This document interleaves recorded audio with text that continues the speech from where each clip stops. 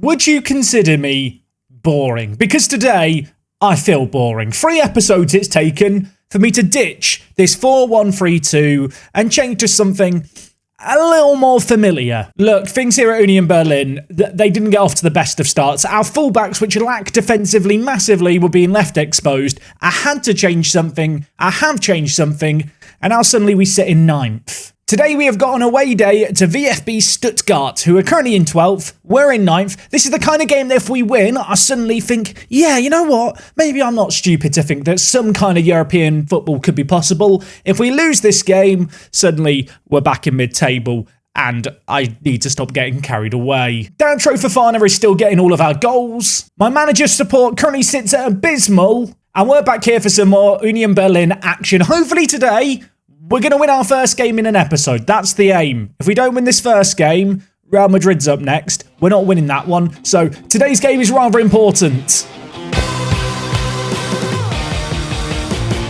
Yes, folks, how is it going? Welcome back to Union Berlin and welcome back to the Building Berlin series. It's episode number 3. Today is Thursday. In case you didn't know, I'll turn into your personal assistant. And today, Stuttgart awaits. But not before we talk about a rather jam-packed last month of football. A month of football that has seen me change formations on a few occasions and finally settle on one. And finally, as you can see here, we have some wins on the board.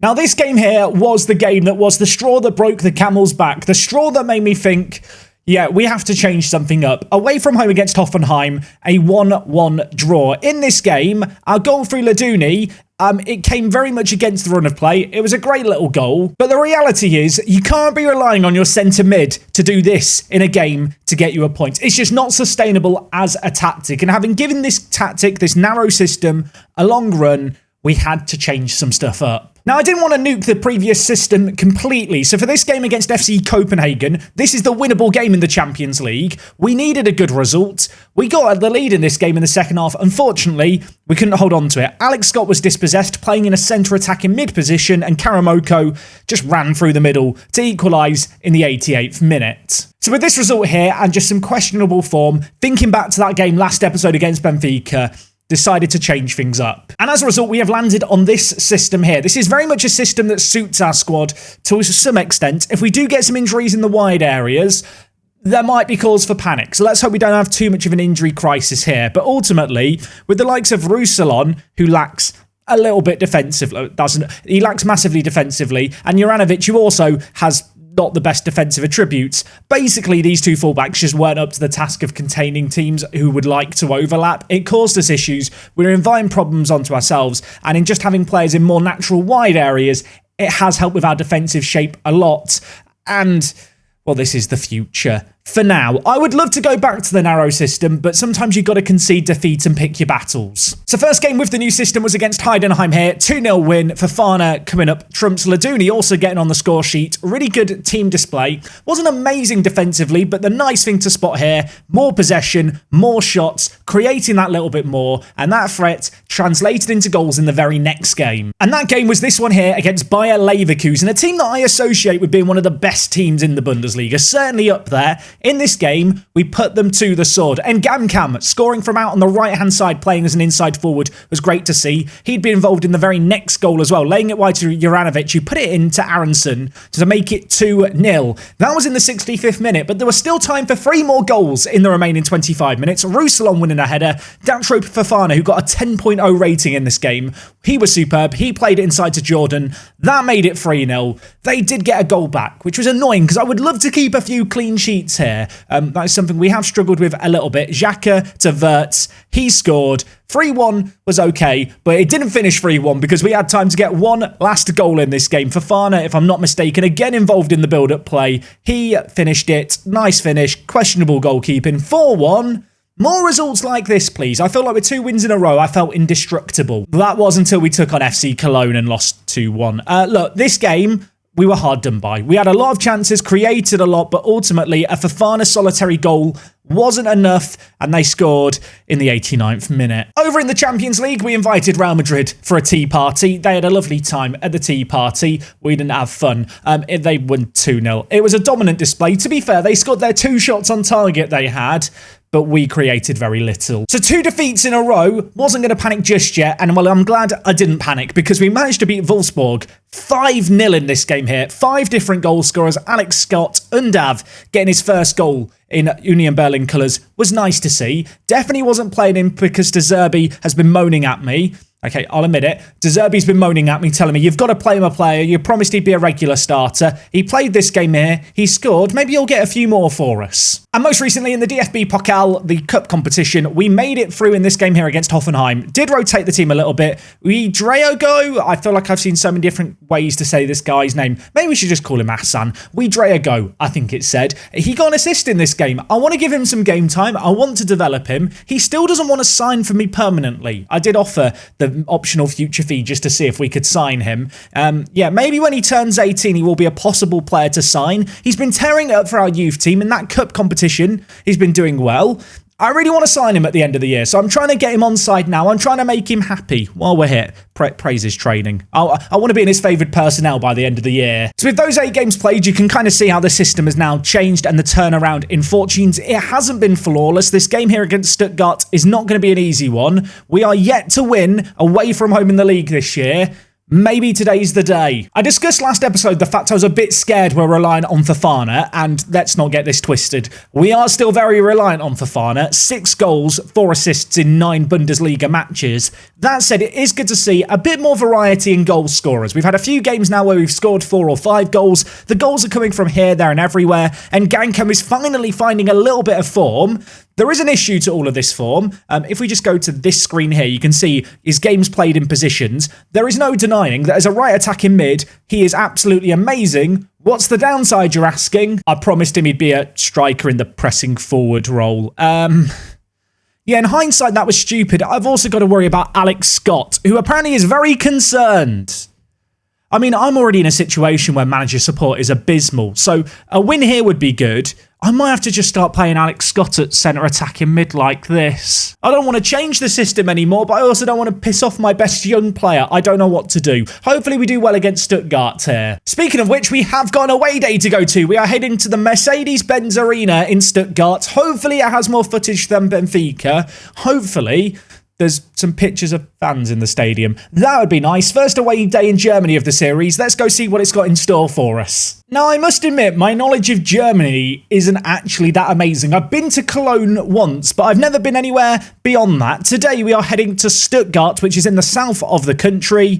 And I realise when I zoom in on places like Stuttgart, I'm not just going to see the pitch at first glance, am I? In Parc des Princes, it was easy to find a town in the UK and zoom in because the pitch is like half the area of the town. In cities like this, it's going to be harder, although...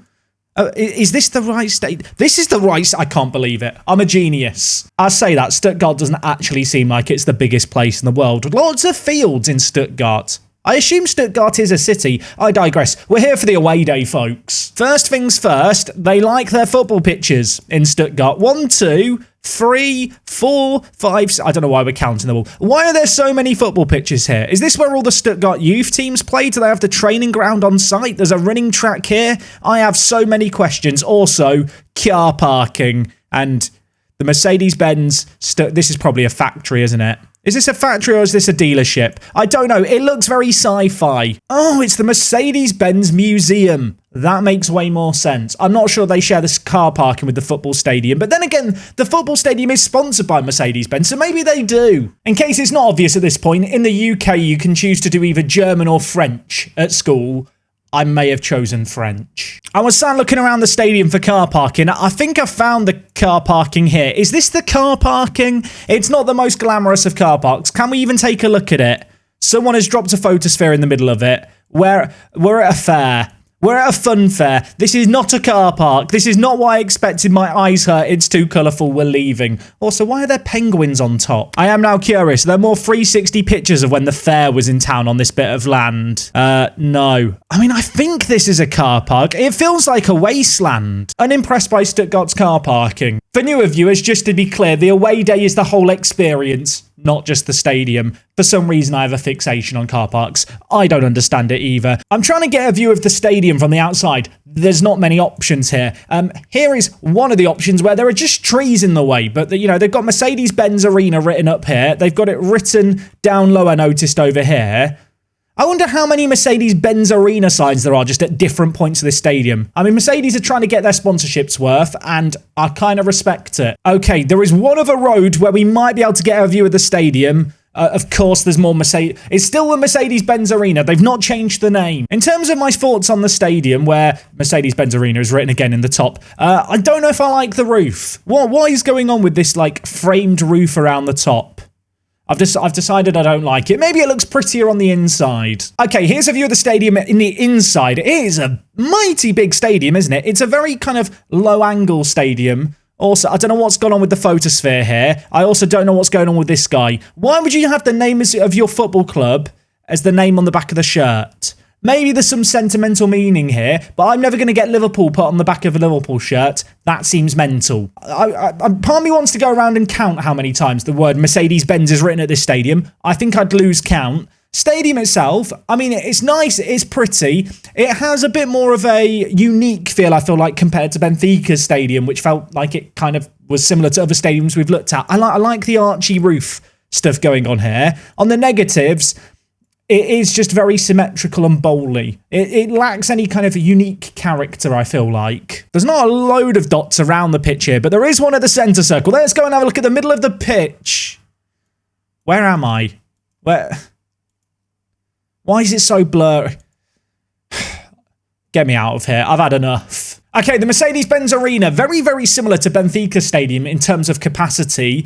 I like the roof a little bit more, and that's about it. I mean, there's lots of football pitches. If you want a kickabout, you could probably jump over a fence and go for a kickabout next door to the stadium. There wasn't a lot of footage of the ground itself, and I also dislike the fact that their sponsor was just written here, there, and everywhere. So for those reasons and those reasons alone, 6 out of 10. Could have been a 6.5 if there was better car parking, but that car parking, moderately offensive to me. I'm sat here off the back of 4 wins in 6 games, thinking about changing the system some more, purely because I think if Alex Scott and Ngankam get unhappy, I'm going to be in a world of trouble. If I wanted to play Ngankam as a pressing forward, I would probably do something like this, with Alex Scott then playing that advanced playmaker role in the centre attacking mid position. The question is, can I both get results on the pitch and also keep these 2 promises? I still haven't won an away game, and yet I'm thinking that this is the time to do it. Why not? Let's see how this goes. You might be wondering, Jack, what's the worst that could happen? Well, we could get sacked, I suppose, but I have been looking at the Bundesliga too. Hertha Berlin are in 5th at the moment. If I get sacked at Union Berlin, maybe I'll just go across the city. Imagine that as a villain arc. That actually sounds fun. But no, I don't want to get sacked. It's been a while since we've been sacked on YouTube. No intentions of starting now. At the back, by the way, centre-backs, I have kind of settled on 2 now. Mark-Oliver Kempf is going to be playing at centre-back alongside Heinz. I think these 2 are our best 2 centre-backs, certainly in terms of recent performances. And, well, I'm going to hope they can do the job today. I do realise that in this game here, if we go on to win convincingly, suddenly the players look like the geniuses, don't they? They knew what roles they should have been playing in. On the flip side, if we lose here, I wish I had the option to tell the players, I'm sorry, I can't keep your promises, because when I keep them, we lose.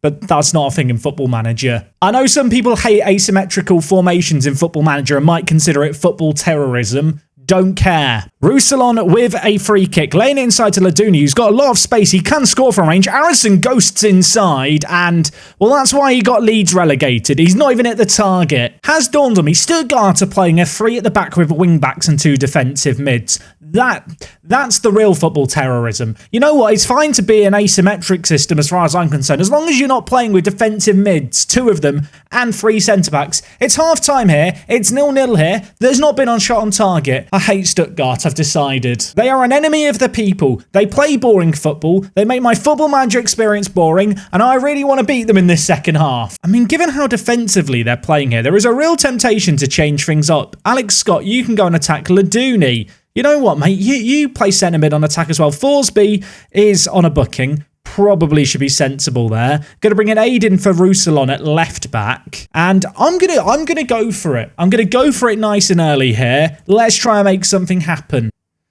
Oh, Scott, edge of the box, why not? I'll tell you why. I was going to say, why not? I'll tell you why he should do it, because the keeper apparently can't catch a ball. That was a weird highlight. My tactical changes haven't even happened. I was unsure if I was watching a pointless highlight or not. I'm glad I started to talk over it because it's ended up in the back of the net. It was headed away. Alex Scott had loads of time and space, and Bredlow, I mean, not good goalkeeping. Do I want to go more attacking now? We're a goal up. I don't think I've changed my mind. No. I am still going to make some of the personnel changes just because of bookings, but we probably don't have to go quite as attacking through the middle anymore. I can't believe this. I've made 2 changes and then Laduni's instantly got injured at centre mid. I've got to change things up here. I've got to bring in someone. We're going to bring in Andras Schaffer, a box-to-box midfielder. I know the one Hungarian viewer who loves the channel. They're pumping their fists right now. Your boy's getting some game time. And Gankam has not been good in this game. Aronson's not been particularly good out on the right-hand side. I'll tell you what I'm going to do. I'm going to move Gankam out wide. I'm going to bring in Undav through the middle. We do have 1 sub left. We'll save that one for now. There's still 30 minutes left to be played here. We've got a good defensive shape initially here, but we need to remain firm. We need to remain defensively solid. And as Stuttgart have the ball, I get a little bit nervous until Mehmet Aydin off the bench, the left back, wins the ball high up the pitch. He is right-footed. He's going to whip it in on his weaker foot. Keeper misses it. Juranovic, the right back, lays it to Gankam, and Jessic scores his 5th goal of the season. Finally! We're going to get an away win. I can't believe it. I never thought I'd see the day. What is annoying here is he's done it whilst not playing as a pressing forward again. I mean, he is just better out in the wide areas, it turns out. Good little finish by the number 10, to be fair, on his left foot. It makes it 2-0. Breathe a sigh of relief, everyone. We look moderately competent today. It's not exactly been a classic, their game, this one. Stuttgart have now realised at 2 goals down, maybe we need to attack. If they get a goal back now with 3 minutes plus added time, it will be squeaky bum time. Fortunately for us, that header has gone over. Why is there another highlight? Stop doing this to me, Football Manager. We're 2-0 up. It's just a chilled out, nice end to the game. Instead, there's more action. Wagnerman, get him off the pitch. Washed up Football Manager Wonder Kid. You're not a real Football Manager player unless you've signed Joshua Wagnerman at some point. On this instance here, he's not covered himself in glory. He's got sent off. They're a man down. I'd love to keep a clean sheet with 40 seconds left, but most importantly, and I can't understate this enough, we're going to get a win away from home. Fofana could also get on the score sheet. Unfortunately, the chip has gone over the crossbar. Full time here, 2-0 win. Breathe a sigh of relief. Maybe Alex Scott can just function as a centre attacking mid. I do feel like with Stuttgart's formation they played there, it kind of played into our hands. It wasn't a super aggressive attacking system. That said, we were able to carve them open. We were able to get a crucial couple of goals. A clean sheet's always nice. And suddenly, we're up in 7th. I have just noticed Dortmund are in 16th. Dortmund are really bad in this universe. I guess bottling the league title in real life, you know, in the season just gone, it's affected them in Football Manager as well, which is more than understandable. I'm sorry, that's too soon, isn't it? I'm sorry, Dortmund fans. That is bang out of order from me. Laduni is out for a couple of weeks, which does mean he will miss the next game against Real Madrid. Unsurprisingly, not looking forward to that one. Not doing it in a video because, frankly, I'm not sure the content of it would be suitable to be on YouTube, you know, terms of service and all that. Looking a little further ahead, though, there is one game that stands out head and shoulders above the rest in terms of importance, and it is the away game against FC Copenhagen. Having lost our opening game of the group stage against Benfica and having lost against Real Madrid, the draw against Copenhagen at home was good, but if we want to finish above them in the group stage, we probably need to beat them on the road next time out. If we win that game, 3rd place would almost be guaranteed, and that would mean Europa League knockout stage football, which, I mean, that would be kind of nice. That video, of course, will be coming your way to end the week tomorrow. I hope you guys are excited for it, and I hope you enjoyed today's episode. If you did, a like would be super appreciated, and if you want to help boost the algorithm, leave a score prediction. How do you think I'm going to get on against Real Madrid away? If you get the scoreline right next episode, give yourself a cookie or have a cheat day from your diet or do whatever it is that you enjoy doing. Just something that doesn't cost me money because I don't want you lot to bankrupt me. Until then, take things easy. It is me, Jack. Thank you for watching as always. I'll see you all again tomorrow for more. I'm out.